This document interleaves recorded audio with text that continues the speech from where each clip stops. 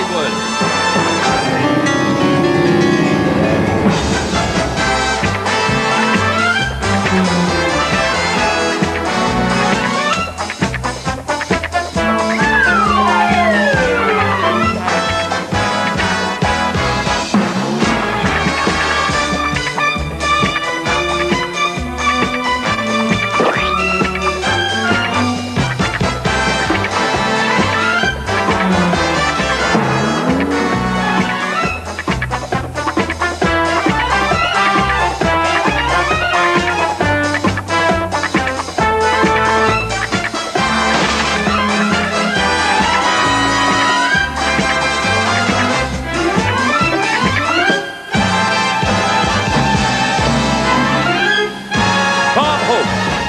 Hollywood, starring Lucille Ball, Rosemary Clooney, Rhonda Fleming, Martha Heyer, Dorothy Lamour, Virginia Mayo, Tina Merrill, Janice Page, Martha Ray, Jane Russell, Jill St. John, and George Burns, with movie appearances by Gracie Allen, James Arnett, James Cagney, Gary Cooper, Bing Crosby, Jimmy Durante, Katharine Hepburn, William Holden, Ray Milland, Roy Rogers, Shirley Ross, and Eva Marie Saint. Ladies and gentlemen, the star of our show, Bob Hope.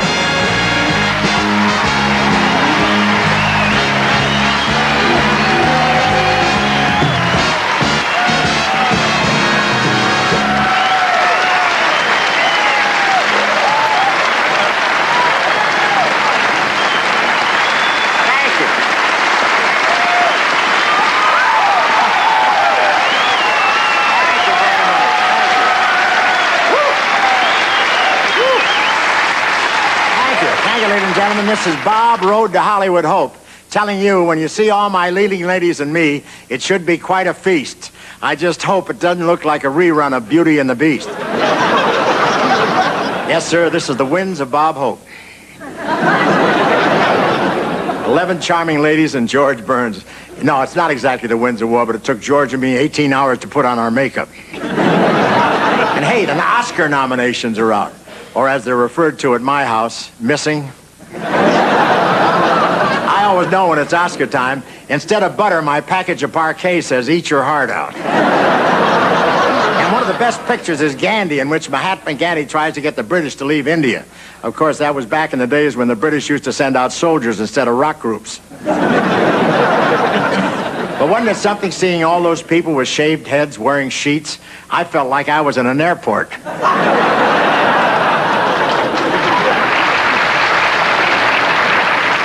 Richard Pryor refused to see Gandhi. He saw the ads with all those white sheets and he thought Gandhi was head of the Far East chapter of the Ku Klux Klan. Hey, and have you seen Dustin Hoffman and Tootsie? It's a typical Hollywood story. Boy meets girl and they're the same person. You know, Dustin Hoffman may win both Academy Awards. Now, Dustin's already been offered the lead in the next Tarzan movie. It's about an ape who swings both ways. And Dustin did a lot of research for the part. One night he cruised Hollywood Boulevard, picked up a guy and took him to his hotel room. Then he took off his wig and yelled, "Surprise!" I almost fainted.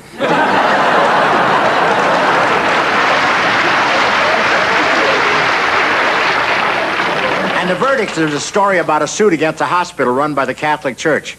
At the end, the winning lawyer collects his fees and the loser turns into a pillar of salt. Now, Paul Newman ends up winning his case, but he finds out his girlfriend has been spying for the opposition, which should be a lesson for all lawyers.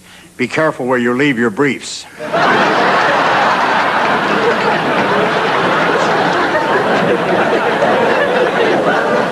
And all during the picture, the guy behind me kept booing. I finally had to ask F. Lee Bailey to leave. And you know, they still haven't found that Irish racehorse, but I think the kidnappers must be breeding the horse. Can you imagine them breeding that horse? The horse is probably saying, "This sure beats running around a track for nothing more than a bouquet of flowers." Yesterday, they tried to send the owners a ransom note, but the horse ate it. And the ransom was originally $3 million, but now it's down to $50,000. The longer you keep a horse in your hideout, the more anxious you are to get rid of him. Hey, do you know what famous American said, if you can't beat him, join him? That was the head of General Motors just before he merged with Toyota.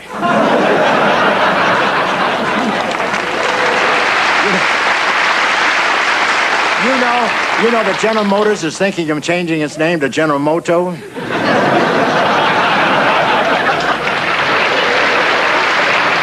Did you hear that California may be going broke? Our new state bird is the plucked chicken. No, the state of California is in a little bit of financial trouble. But when you have a tax refund coming, they're very nice about it. You get a note that says, roses are red, violets are blue. Don't look for a check. Here's our IOU.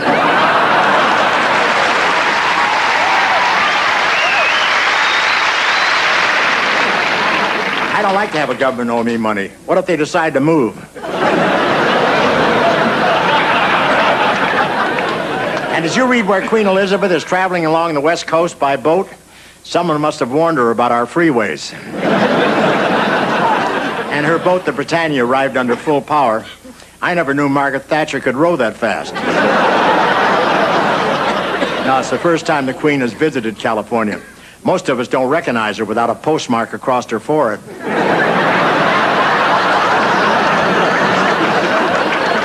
And I'll tell you one thing, I've never heard so many thick British accents. I talked to one guy for 5 minutes. I couldn't understand a word he said. I wouldn't mind, but it was Sammy Davis Jr. And I did meet the Queen, and I know I curtsied properly because Prince Philip told me so when he was picking me up. Now, when you meet the Queen, she extends her hand, and you're supposed to grasp it gently. Of course, when she did that with E.T., her crown lit up.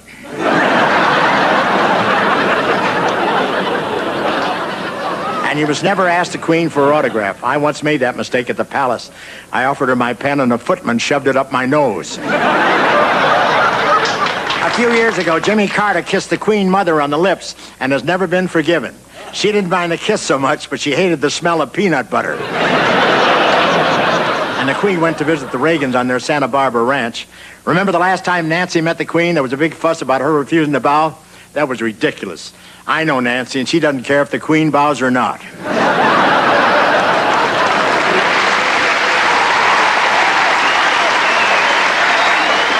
Thank you so much. Thank you.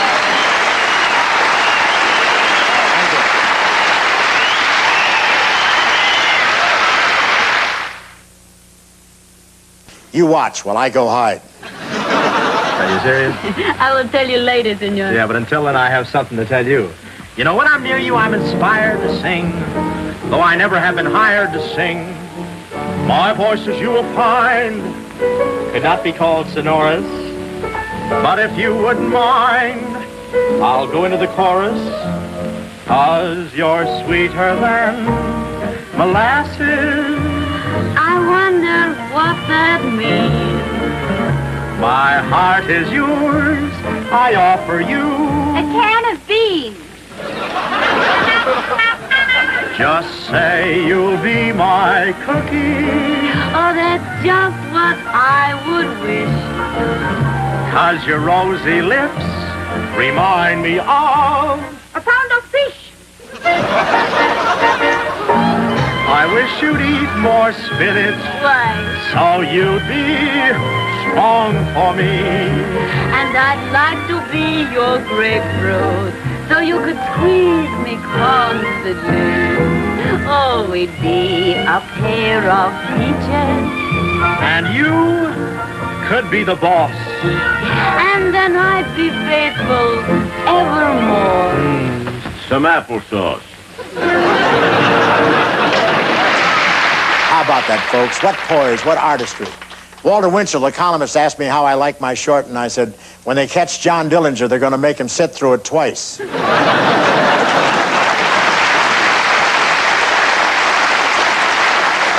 He printed the joke, and I was immediately fired by the producer, but I was soon hired by Warner Brothers to star in 6 two-reelers. Here's a bit from a thing called The Old Gray Mare. I'm sure you'll recognize Lionel Stander, one of the stars of Heart to Heart, whose voice even then sounded like a garbage disposal chewing up your silverware. I wonder if you quite realize that her father's the mayor of this city. Yes, and I'm still willing to marry her. Listen, you're a nice guy and I like you. But for your information, I'm going to marry the mayor's daughter. Yeah, well, I'm going right downstairs now and get a marriage license, and then I'm going... Yeah, you do, and there's going to be plenty of fireworks. Oh, yeah? Is that...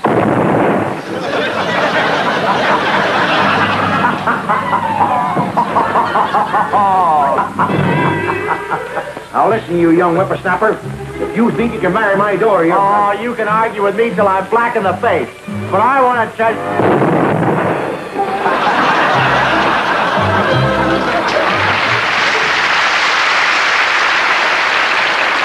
Now it's my pleasure to introduce a gal whose credentials as a performer reach every facet of show business. With over 40 movies to her credit, she captivated audience from Broadway to supper clubs to radio, television, and closest to her own heart, military bases. Over the years, she spent more time in fatigues than Alan Alda, bringing joy and a touch of home to our troops overseas. Here is the mouth that roared, the charming and talented Miss Martha Raye, right here.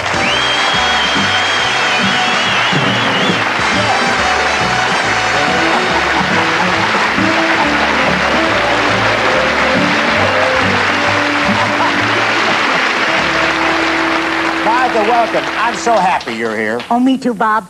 And I love that introduction. The mouth that roared.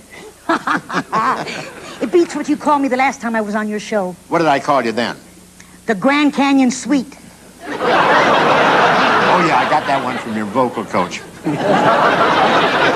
Our first picture together was a big broadcast in 1938. Yeah. Bob, I've never mentioned this before, but you know how you sang Thanks for the Memory for the first time in that picture? Right, I sang it to Shirley Ross. Well, before they shot that scene, Shirley and I had a big argument over who you should sing it to. Oh, gee, Martha, I never knew that. I'm sorry you lost. Who said I lost? Why do I feel like my Pac-Man game just bit me? Bob, you know I'm only kidding. Even in those early days, we all knew you were going to become a big, big star. Really? What made you think so? Simple. You were handsome, charming, witty, and you had it carved on your dressing room door.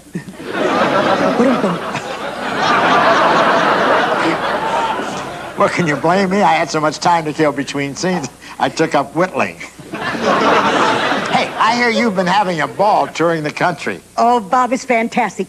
Performing live. You know, you can almost feel the audience sending their love across the footlights. Yeah, well, my audience must be health nuts. They send vegetables.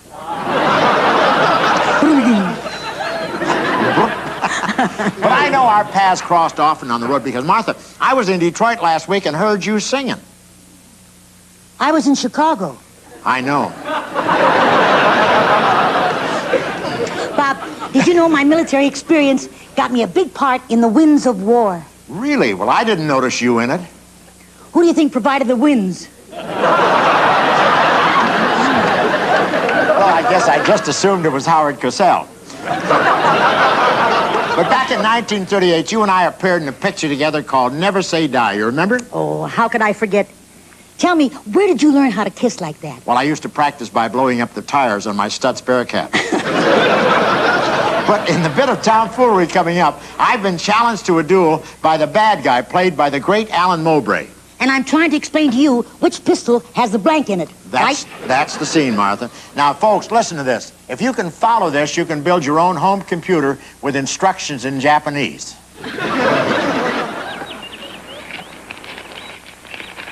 Now, you got everything all fixed now. Yes. Yeah. All you got to do is to tell him this.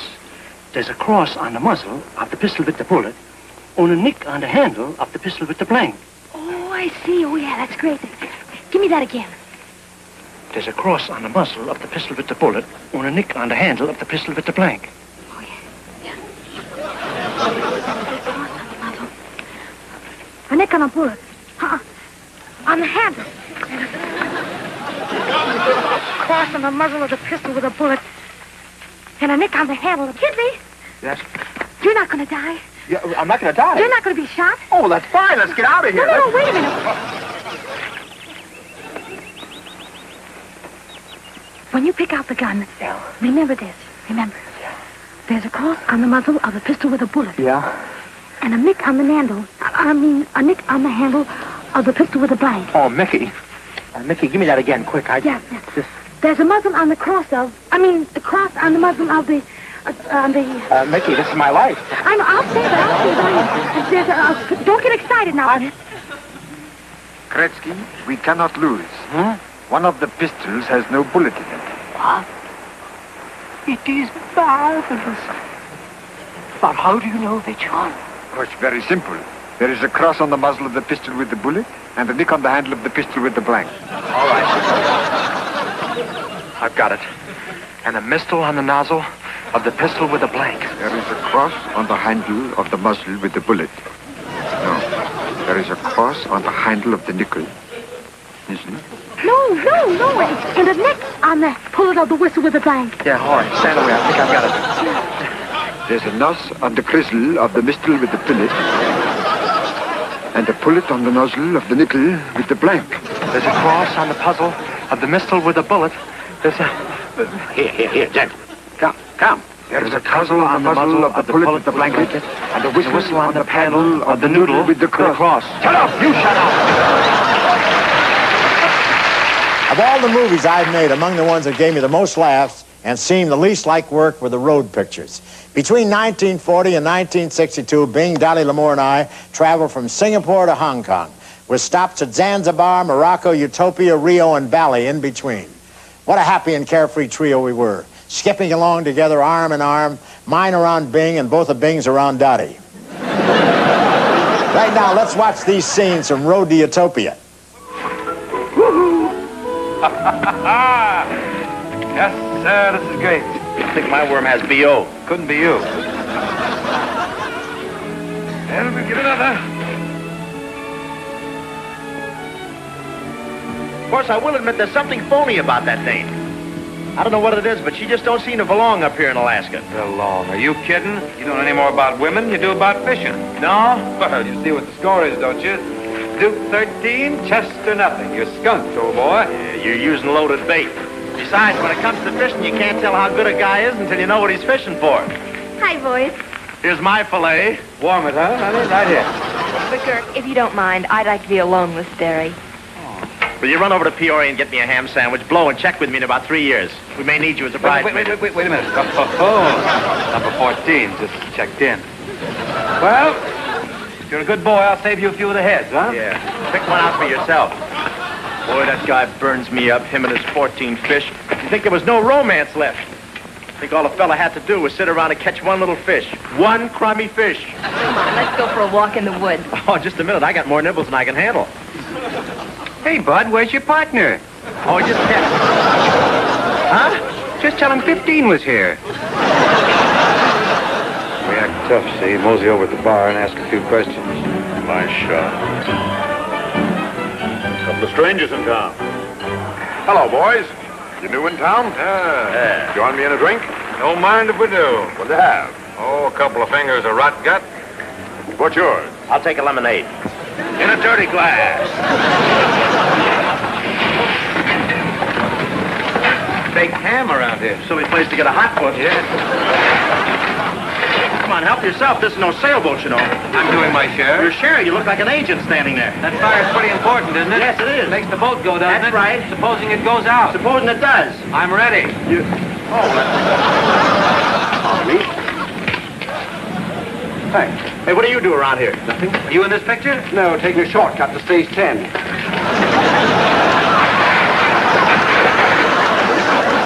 That a yellow? It's only a kangaroo. Yeah. What are you getting scared for? Let's take a ride. This is probably one of the... Oh! This is the screwiest picture I was ever in. It wasn't until 1952 that I got another chance to display my romantic gifts. It was in Son of Palefish, and the scene you're going to see was one of the rare occasions when the censors allowed two singles to be photographed in bed together. Unfortunately, my bed partner was not one of the beautiful stars Paramount had in its stable. It was someone who belonged in one.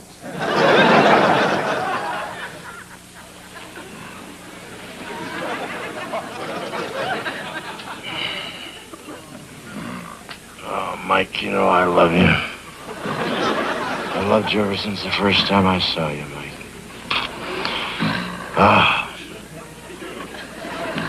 Oh, yeah, off those covers, will you? I tell you, you...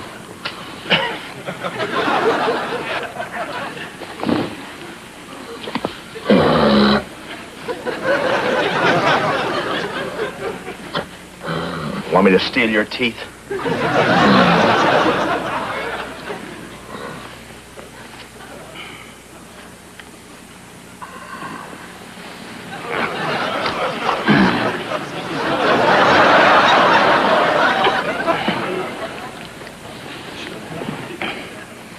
We can do this all night if one of us doesn't give up.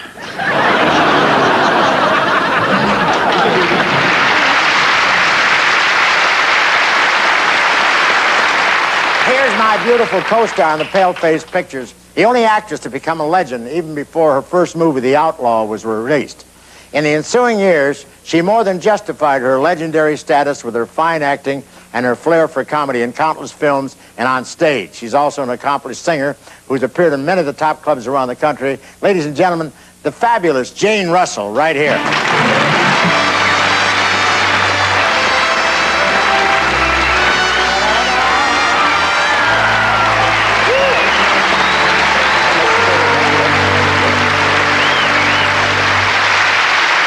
Jane, welcome to our little celluloid cavalcade.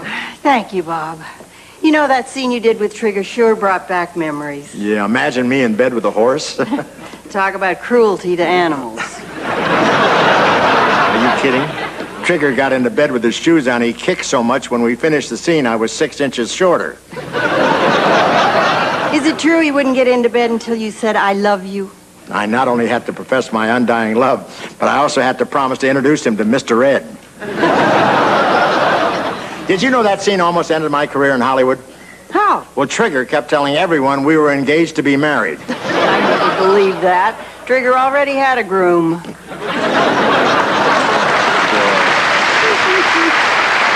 But Jane, you made your first movie for Howard Hughes. Was he as mysterious then as later? Oh, no. He was just your regular, everyday, run-of-the-mill billionaire. Would you believe he'd leave a stranger a fortune just for giving him a lift in his truck? I'll believe that when Sammy Davis plays center for the Lakers. Jane, the other night I saw you and Marilyn Monroe on TV in Gentlemen Prefer Blondes, and you owe me for a melted picture tube. You had to be the hottest pair since Sodom and Gomorrah. You started 3 fires on another channel. Oh, thanks, Bob. Well, I guess together, Marilyn and I were a multitude of pulchritude. You said it. When the picture started, I had a 19-inch set. Now it's 26 inches.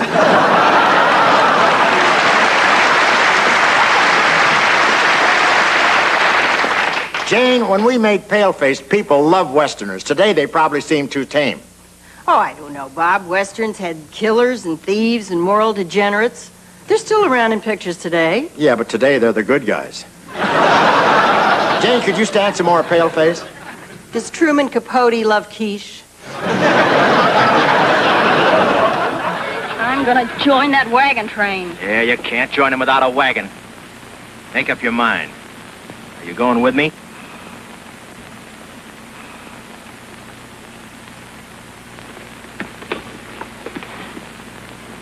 You got yourself a traveling companion. Keep traveling.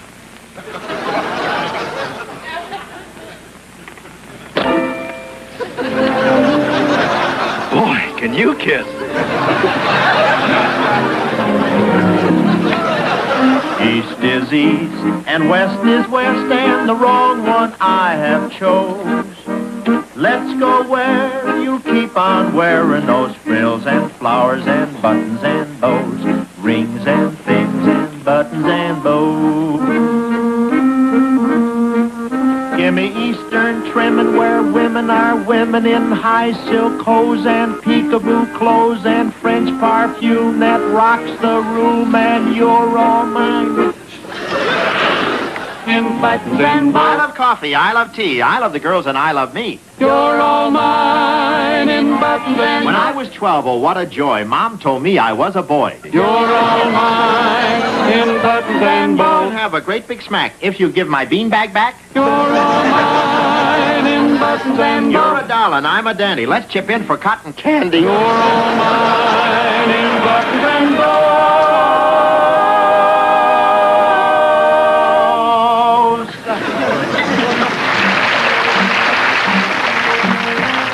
Well, let's have it. Here's mud in my throat.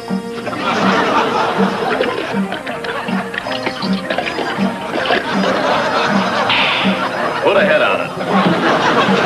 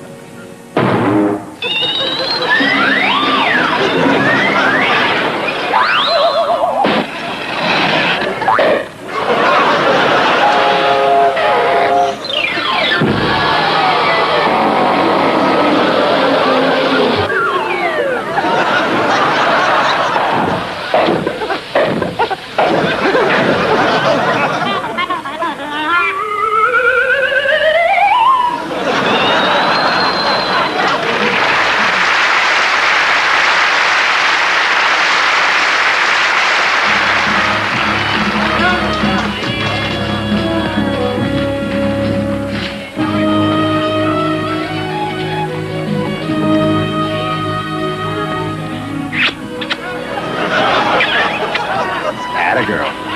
Stick with me and you'll be wearing a mink hump.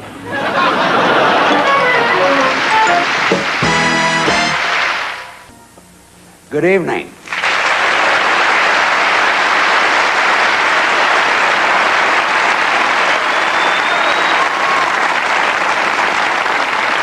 Thank you.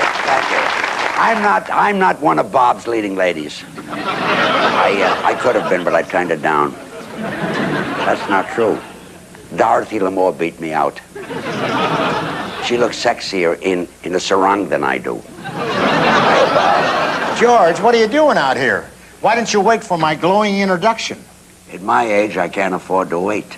By the time you give me that glowing introduction, I might not be here to hear it. George, I was thinking about you the other day. You know, when President Reagan was speaking about prayer in school. Oh? Yeah, I remember. He said God shouldn't be expelled from America's classrooms. Yeah, that made me nervous. I thought I might have to go back and finish grammar school. You know, it's amazing. What if you had finished school and gotten a good education?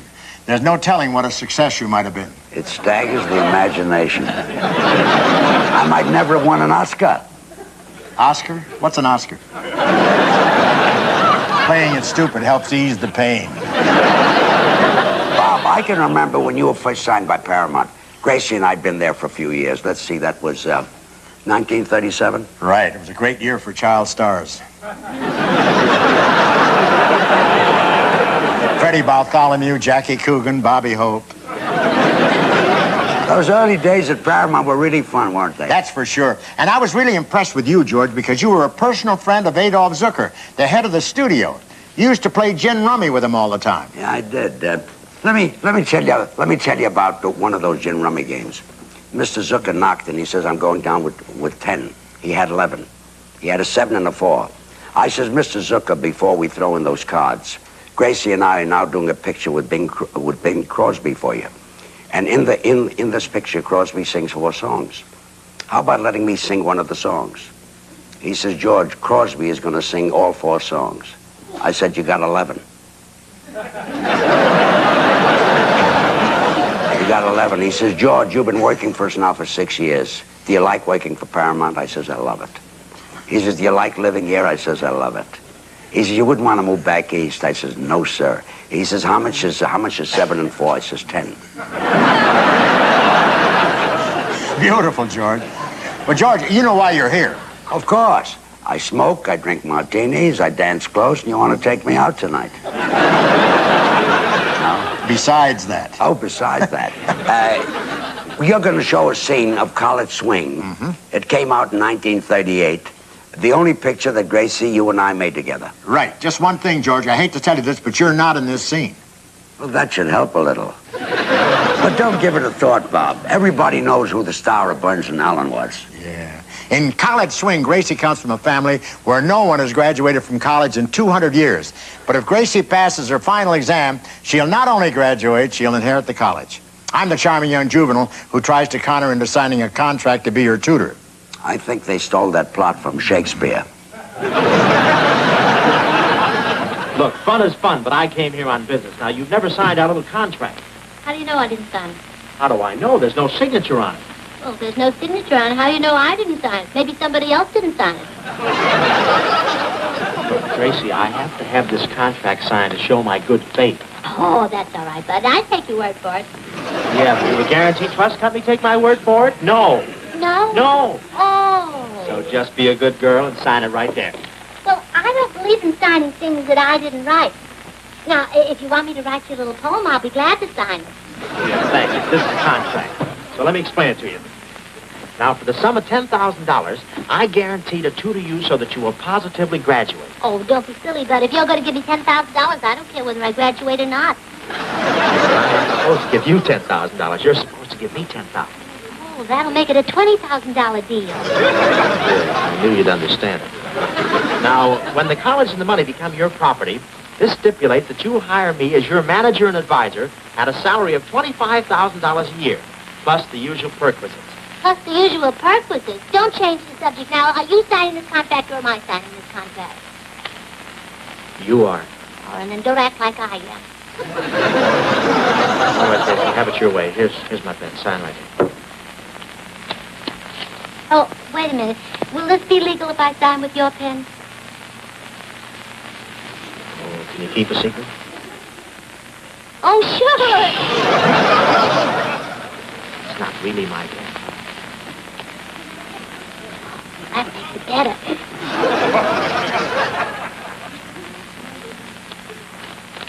Thank you. Thank you. One sip? Don't mind if I do.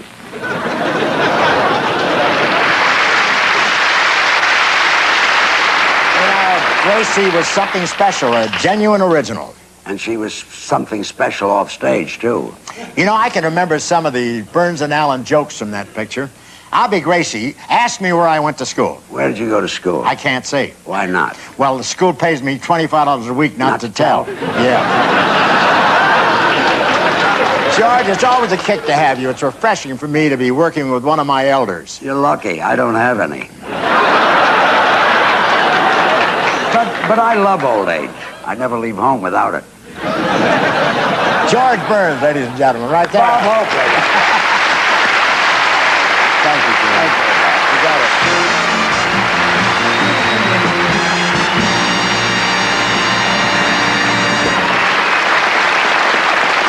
Here's a gorgeous, statuesque redhead I had the pleasure of pursuing in several pictures. She's not only a fine actress who was nominated for an Oscar, she has a magnificent singing voice, which is not surprising considering where it originates. Ladies and gentlemen, the serenely stunning and radiant Rhonda Fleming, right here.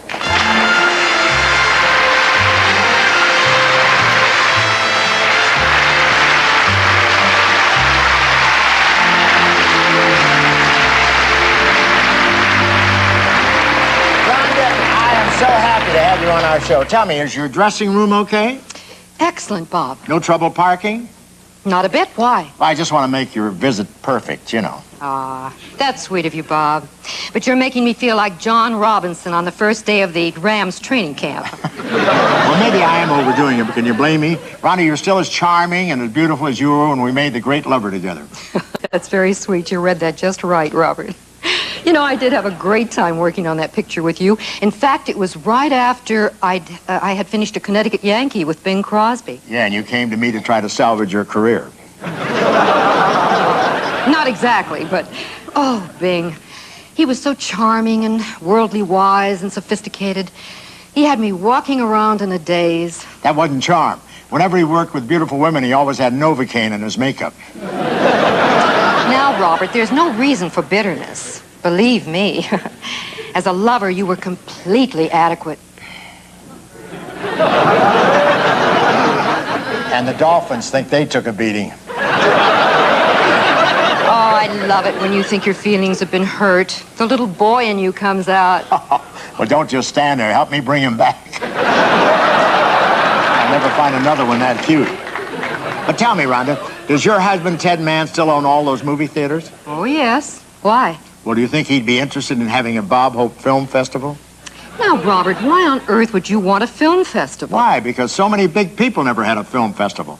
Fernando Valenzuela, who said to Peter O'Malley, "How much is that in pesos?" never had a film festival. Napoleon, who said, "How else can I keep my hand warm? Josephine's out of town." Never had a film festival. And Red Buttons, who said, "If Bob Hope doesn't stop doing my act, the producer of his next show will be Mr. Jordan." Never had a film festival. But Rhonda, it's time to check in on our biggie, alias Jesse James. Oh, that's one of my favorites, Bob. Aren't movies wonderful? I mean, how else could a person get a chance to act out his fantasy by actually capturing the James gang? To tell you the truth, Rhonda, it was a mixture of fantasy and revenge. The real Jesse James was once my agent. And I don't think anyone had so much help during a gunfight. We had Fess Parker, Hugh O'Brien, Ward Bond, Gary Cooper, Bing Crosby, and they were all shooting. Yeah, it was the first time Bing ever used a gun to flush out the bad guys. Usually he just sang. You've got it. Of course, I had him surrounded. Here, notch that. Oh, I'll get him.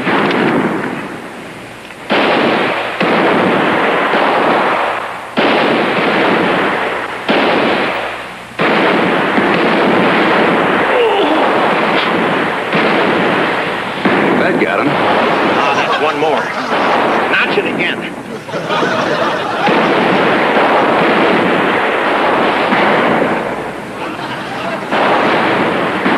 Well, back to the wagon. Wonderful, God. Oh, you want more, huh?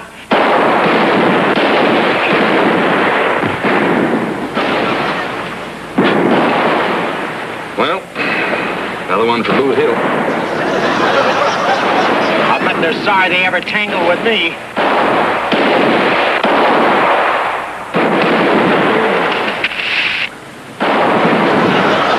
Happy trails to you. Hot little heater. You want a teddy bear, baby? Stand by. Frank, give me a light.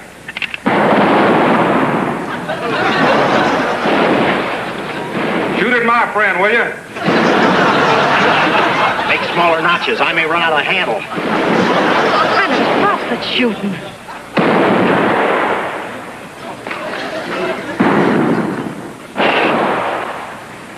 A little high. I'm slicing again.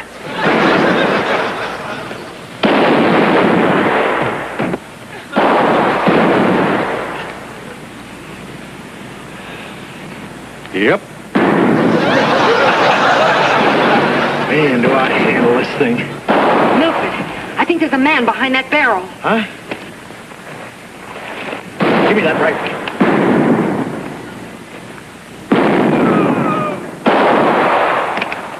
Poor fool, he never had a chance.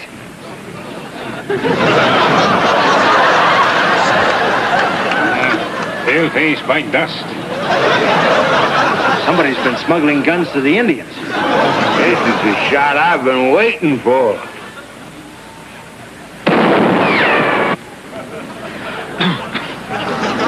This fella needs all the help he can get. Many a hit song has meant the difference between success and failure for a movie.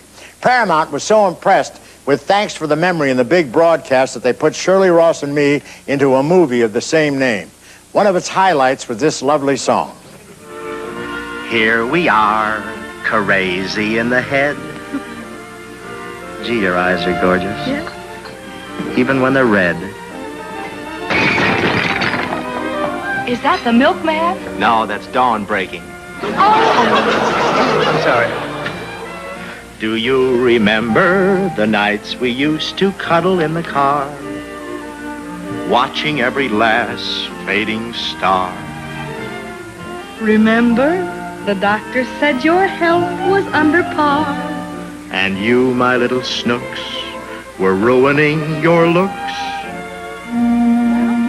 Here we are, keeping up the pace. Letting each tomorrow slap us in the face. Two sleepy people by dawn's early light. And too much in love to say.